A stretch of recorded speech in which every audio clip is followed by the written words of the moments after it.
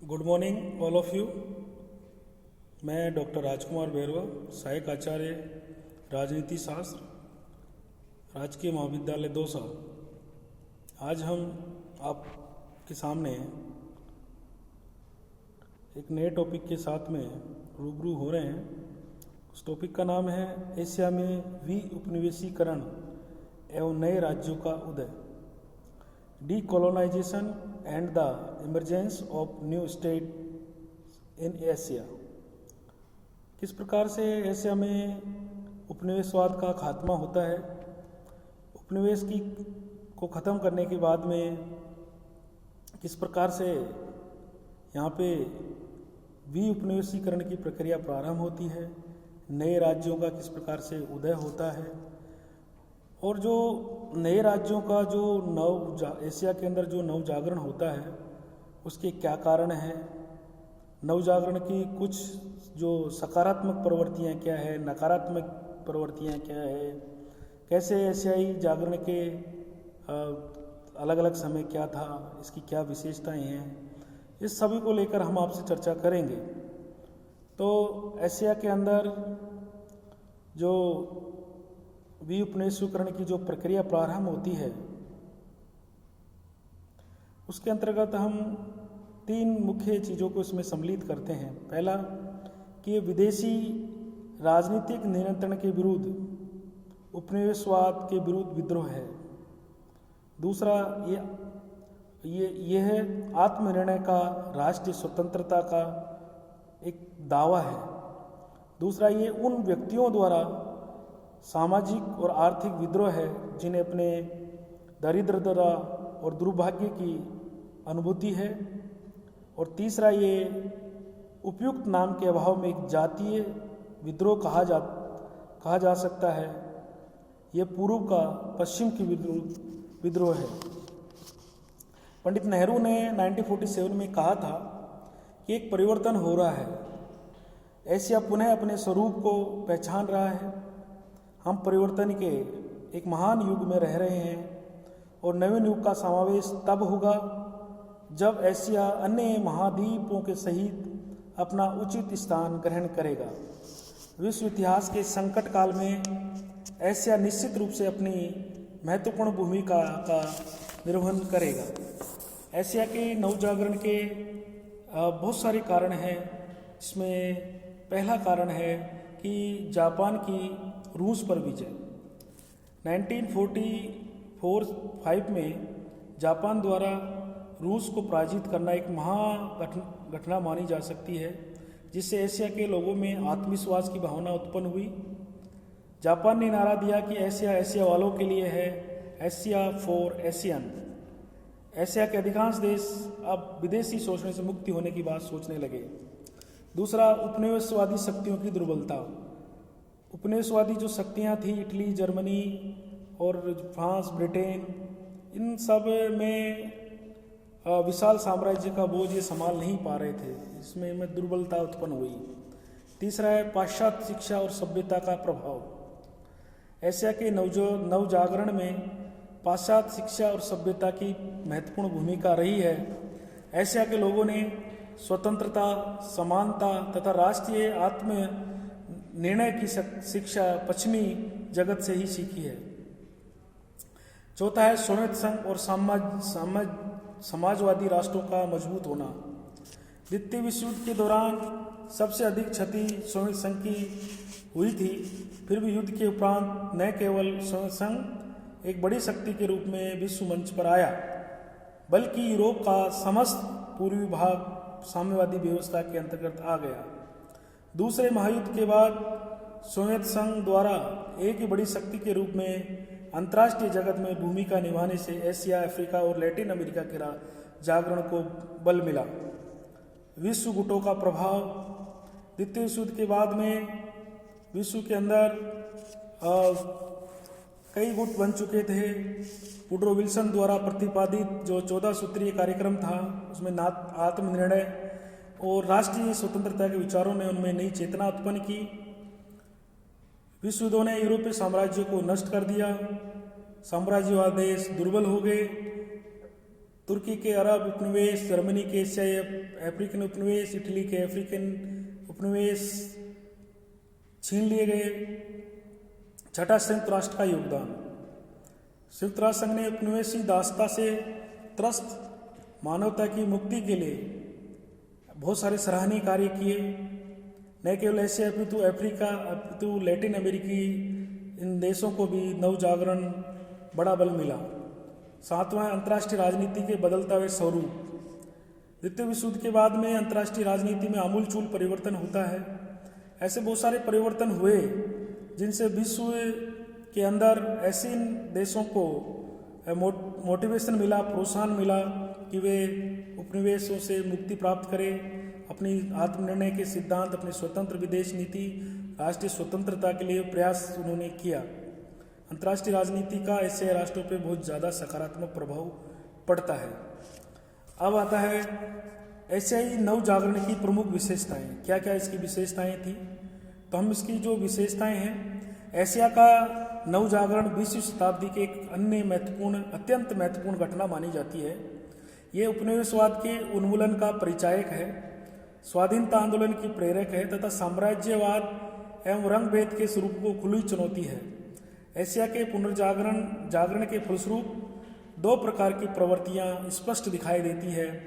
पहली, बौद्धिक स्तर पर यह आकांक्षा है कि परंपरागत जीवन को कायम रखते हुए अपने भाग्य का स्वयं निर्माण किया जाए अथवा पश्चिमी जीवन पद्धति का अनुसरण किया जाए। इसमें दो प्रकार की प्रवृत्तियां उभर के सामने आती है। तो पहली है सकारात्मक प्रवृत्तियां यानी पॉजिटिव ट्रेंड्स। सकारात्मक प्रवृत्तियों में पहला है साम्राज्यवाद की समाप्ति। एशियाई नव जागरण के फलस्वरूप पुराने ढंग के साम्राज्यवाद एवं उपनिवेशवाद का अंत हुआ। Bharat, Sri Lanka, Malaya, Indonesia, Indochine, Philippines अब संपूर्ण प्रभुत्व संपन्न राज्य बन गए। जागृत एशिया साम्राज्यवाद के हर रूप से नफरत करने लगा और एशिया के सभी राष्ट्रों की विदेश नीति का मुख्य लक्ष्य साम्राज्यवाद, उपनिवेशवाद तथा रंगभेद का उन्मूलन रह गया। दूसरा, सामाजिक और आर्थिक परिवर्तन की दिशा। एशिया के राष्ट्रों में सामाजिक और आर्थिक परिवर्तन की प्रवृत्ति पाई गई। राजनीतिक स्वतंत्रता को स्वयं में साध्य स्वीकार नहीं करते अपितु सामाजिक और आर्थिक परिवर्तन के लिए साधन मानते हैं। एशिया का परिवर्तन राजतांत्रिक पुरानी शासन प्रणाली तथा सामंतवाद की पुरानी सामाजिक व्यवस्था के साथ साथ दरिद्रता, निरक्षरता, बेकारी के उन्मूलन का अभियान है। वे सामाजिक और आर्थिक न्याय चाहते हैं। तीसरा, राष्ट्रीयता की भावना का प्रबल होना। एशिया के नवजागरण की एक प्रमुख विशेष प्रवृत्ति राष्ट्रीयता की भावना का सभी देशों में शक्तिशाली होना है, जिसने इजराइल से लेकर फिलीपींस तक नए राष्ट्रों को निर्माण किया है। इसी भावना के कारण सभी देशों में बड़ी क्रांतियां भी हुई है। एशियाई राष्ट्रवाद ने अफ्रीका के नवजागरण में भी योगदान दिया है और वह साम्राज्यवाद द्वारा अपनाई गई जाति भेद और रंग भेद की नीतियों के विरुद्ध जनमानस बनाया है। चौथा है साम्यवाद के प्रति आकर्षण। एशिया के देशों में साम्यवाद के प्रति आकर्षण बढ़ रहा है। उत्तरी एशिया का भाग सोवियत संघ के साम्यवादी शासन में रहा। दुनिया का सबसे अधिक जनसंख्या वाला देश चीन साम्यवादी बन चुका। उत्तरी कोरिया, वियतनाम के शासनवाद में भी साम्यवादी व्यवस्था है। तो इस प्रकार से साम्यवाद के प्रति इन देशों के आकर्षण बढ़ा है। एशियावासियों के लिए सूक्ष्म राजनीतिक अधिकारों की अपेक्षा रोटी अधिक महत्वपूर्ण है। गुटों से अलग रहने की नीति। एशिया के देशों में गुटों से पृथक रहने की प्रवृत्ति पाई जाती है। अपने आप को किसी गुट से संबंध नहीं करना चाहते। भारत है, श्रीलंका है, इंडोनेशिया है आदि देशों ने त्रिगुट राष्ट्रों के आंदोलन को कोलंबो शिखर सम्मेलन, नई दिल्ली शिखर सम्मेलन, जकार्ता शिखर सम्मेलन के माध्यम से काफ़ी शक्तियाँ प्रदान की। एशिया के अनेक देश आज गुटों से अलग रहने की नीति में आस्था रखते हैं। नकारात्मक प्रवृत्तियाँ। जन आकांक्षाओं की बढ़ती हुई प्रवृत्ति।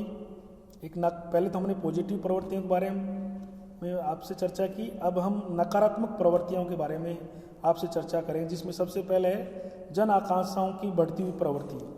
राजनीतिक चेतना से एशिया के लोगों में इतनी अधिक आकांक्षाएं और मांगें बढ़ गई कि उन्हें पूरा करना आसान नहीं है। इससे लोगों में निराशा की प्रवृत्ति बढ़ने लगी। दूसरा उग्र राष्ट्रवाद एवं आपसी टकराहट। एशिया का राष्ट्रवाद उग्र होता जा रहा है। आज एशिया का शायद ही कोई ऐसा देश हो जो अपने किसी एशियाई देशों के साथ विवादों में न उलझा हो।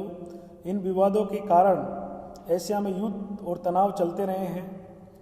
चीन रूस विवाद हो, चाहे चीन वियतनाम विवाद हो, चाहे भारत चीन विवाद हो, भारत पाक विवाद हो, अरब इजराइल विवाद हो, चाहे मलेशिया इंडोनेशिया विवाद हो, चाहे चीन और साम्यवादी चीन में विवाद हो, राष्ट्रवादी चीन और चीन में विवाद हो, अफगानिस्तान में रूस से हस्तक्षेप हो, इराक ईरान विवाद हो, श्रीलंका में तमिलों की समस्या, ऐसी बहुत सारी समस्याएं आज एशिया में विद्यमान हैं। एशिया के जागरण में और उसके अंतर्राष्ट्रीय जगत में जो आंतरिक क्षेत्र की जो विशेषताएं थी उसको हम अलग अलग भागों में बांट कर अध्ययन कर सकते हैं। तो हम एशियाई जागरण को कुछ निश्चित युगों में बांट सकते हैं। ऐसे चार मुख्यतः हम एशिया के जागरण के युग को हम चार युगों में बांट सकते हैं, चार भागों में बांट सकता है। पहला 1947 से 1955 तक, दूसरा 55 से 62 तक, तीसरा 62 से 71 तक और चौथा 71 से अब तक। तो पहला है 1947 से 1955 तक। 1947 से 55 तक प्रथम विश्व युद्ध के बाद एशिया और अफ्रीका में स्वतंत्र तथा लोकतंत्र की पहली लहर आई। एशियावासी आत्मनिर्णय की मांग करने लगे। द्वितीय विश्व युद्ध में श्वेत जातियों को जिन प्रारंभिक गंभीर पराजयों का सामना करना पड़ा था, उससे एशियाई जनता को ये विश्वास हो गया कि पश्चिमी राष्ट्र अजय नहीं है, इनको हराया जा सकता है। इनमें राष्ट्रीय आंदोलन में नई जागृति आई। इन्होंने स्वाधीनता का लहर का प्रसार हुआ। इन्होंने उपनिवेशवाद का विरोध किया।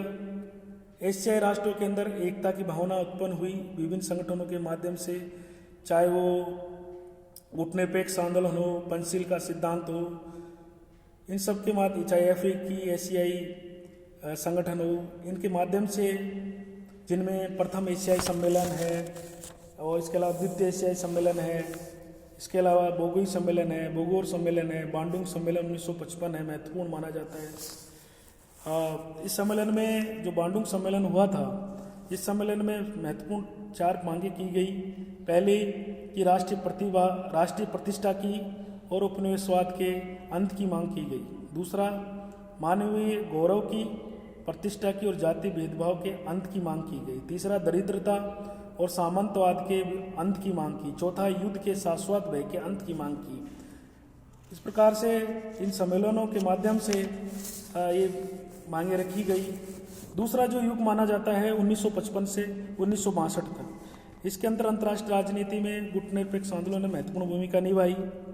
विश्व के बड़े अंतर्राष्ट्रीय राजनीति में साम्राज्यवाद की विरोध महत्वपूर्ण भूमिका निभाई बड़े राष्ट्रों ने।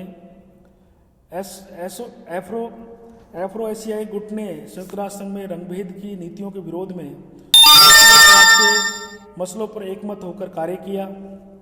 तीसरा युग है 1962 से 1971 तक, जिसमें दक्षिणी पूर्व, जिसके अंतर्गत आसियान है, मलेशिया है, आसियान संगठन बना। इस संगठन के अंदर मलेशिया, इंडोनेशिया, थाईलैंड, फिलीपींस आदि सम्मिलित हुए। इसके साथ ही भारत, पाक, बांग्लादेश वगैरह इसके सदस्य, मतलब इसके अतिथि सदस्य रहे। बहुत सारी समस्याओं को समाधान करने का इसमें प्रयास किया गया इस युग के अंदर। और चतुर्थ युग है 1971 से अब तक। इस काल में 1971 में स्वतंत्र बांग्लादेश का उदय होता है। फरवरी 1979 को चीन ने वियतनाम पर आक्रमण कर दिया। ऐसी बहुत सारी घटनाएं घटित हुई। 91 में खाड़ी युद्ध हुआ। आज भी मतलब बहुत सारी ज़मीन पर भारत की पे चीन ने अधिकार कर रखा है। ये आज भी चल रहा है। इस प्रकार हमने चारों युगों को आपको बताया कि चारों युगों में बहुत सारी घटनाएं घटित होती है। अब एशियाई राष्ट्रवाद की क्या विशेषताएं थी? तो नवजागरण के फलस्वरूप एशियाई राष्ट्रों में राष्ट्रवाद की प्रबल लहर उत्पन्न हुई। राष्ट्रवाद की भावना आती है। साथ ही राष्ट्रवाद में साम्राज्यवाद, जातिवाद तथा युद्ध प्रवृत्ति को नकारा गया।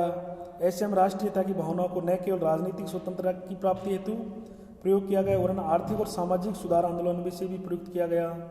तीसरा, एशियाई राष्ट्रवाद की महत्वपूर्ण विशेषता है कि ये विशाल और सार्वभौमिक था। शांति, सहयोग, मानवता, विश्व बंधुत्वता पर बल दिया जाने लगा। चौथा, एशियाई राष्ट्रवाद का आधार राजनीति के साथ साथ परंपरागत धर्म, संस्कृति और लोगों का सामाजिक दृष्टिकोण रहा। पांचवा, एशिया के सभी राष्ट्र चाहे प्रति कैसी भी क्यों नहीं अपनी स्वतंत्रता, सार्वभौमिकता के प्रति पूरी तरह सचेत रहे। एशिया के राष्ट्र उपनिवेशवाद को विश्व शांति के लिए खतरा समझते हैं। एशिया के राष्ट्रवाद जातिवाद और रंगभेद की नीतियों का विरोध करते हैं। एशिया के राष्ट्र अपने निजी अस्तित्व को चरितार्थ करना उतना महत्वपूर्ण समझते हैं जितना उनकी दृष्टि में एशियाई राष्ट्र अस्तित्व कम महत्व है। एशिया के अंदर ऐसी बहुत सारी समस्याएं भी रही। एशिया में महाशक्तियों का आपस में प्रतिस्पर्धा रही। निष्कर्षतः हम कह सकते हैं कि अंतर्राष्ट्रीय राजनीति में शक्ति पर सबसे ज़्यादा बल दिया जाता है और शक्ति की दृष्टि से एशिया महाद्वीप निर्बल दिखाई देता है, कमज़ोर दिखाई देता है। इस शक्ति की शून्यता के कई कारण हैं। आर्थिक पिछड़ापन, संचार के साधनों का अभाव, तकनीक और विज्ञान के क्षेत्र में कमजोरी आदि तत्व इन सब महाद्वीप को शक्तिहीन बनाने के प्रमुख कारण हैं। इन कमजोरियों की वजह से दो प्रकार की समस्याओं का एशिया के राष्ट्रों को मुकाबला करना पड़ रहा है। पहला, एक संभावना ये बन रही है कि एशिया में स्थानीय शक्ति के अभाव का फायदा उठाकर विश्व की महाशक्तियाँ रिक्त स्थान को भरने का प्रयत्न करें। इसके फलस्वरूप एशिया महाशक्तियों के संघर्ष का अखाड़ा बन जाए। और दूसरा, व्यवहार में ऐसा हो रहा है। और दूसरी संभावना ये है कि एशिया के दो बड़े राष्ट्र भारत और चीन एक दूसरे का सहयोग करके महाशक्तियों के महाद्वीप में अस्तित्व से करने से रोके। क्या भारत और चीन में सहयोग संभव है? ये हम सबको मालूम है। हमने आज आपको एशिया में विनिवेशीकरण और नए राज्यों के उदय के बारे में आपको बताया। अगर आपको मेरा वीडियो पसंद है, लाइक कीजिए, शेयर कीजिए। धन्यवाद।